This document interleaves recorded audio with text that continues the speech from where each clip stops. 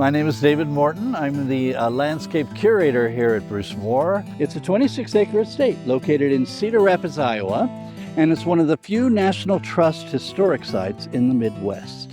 And this show is about how to create this little piece of paradise in your own backyard. A day in the life of a gardener.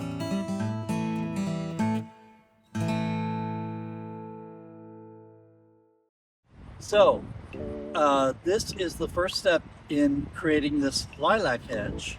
As we restore the property, we have had this lilac hedge determined on a blueprint.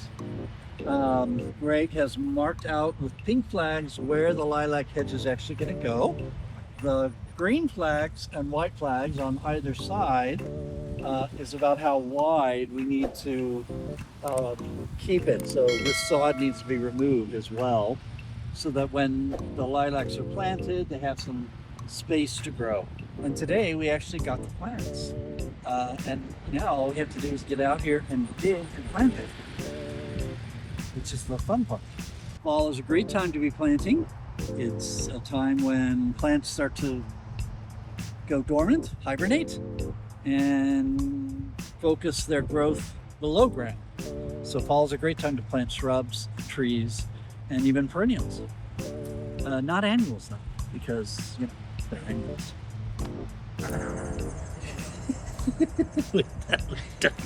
Through the magic of television, here I am by the lilacs that we're going to plant. These are common lilac.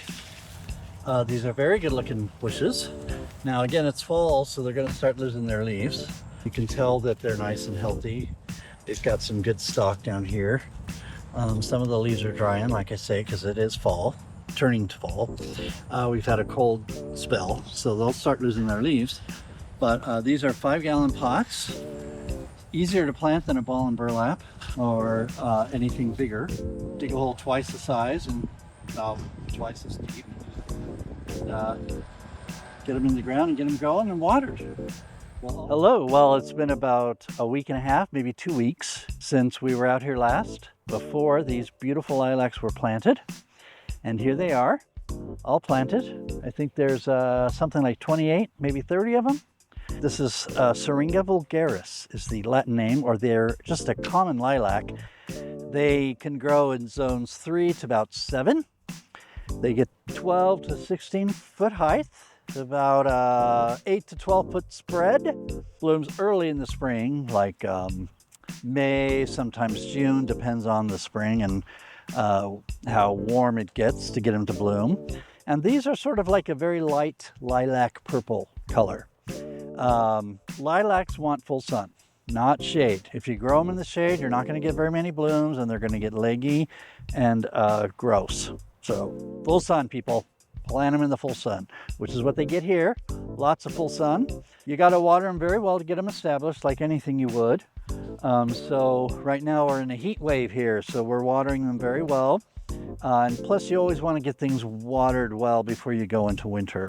But fall is a good time to plant them because they won't be spending too much of their energy growing leaves or growing up top. They're going to spend most of their energy getting their roots established. We also have these great diapers. We'll just uncover one of them, but these are little, we call them tree diapers. They're little rounds shaped like a donut. They have this silica gel in there, and you fill them with water. Not fill them, but you set them in a bucket of water, and then they swell up, all that silica gel, and then the water will slowly drain to them. Now, we still water them by hand for a while because they're in their containers, and you don't want to just rely on that for now.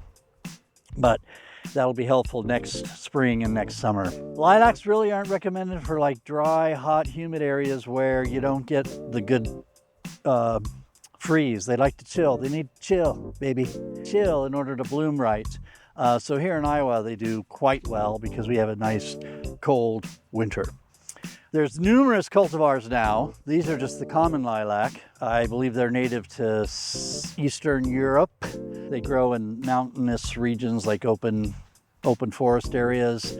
And now all the cultivars, there's whites, there's magentas, there's deep purples, there's kind of purple pinks, there's pink, just all kind of in that range of colors. There's no red lilacs that I know of, or orange lilacs, but you know, never know. Somebody will probably come up with that cultivar eventually.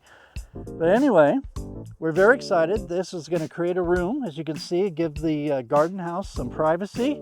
So there you have it, lilac lovers. Thanks for joining us on A Day in the Life of a Garden. And remember, every garden counts.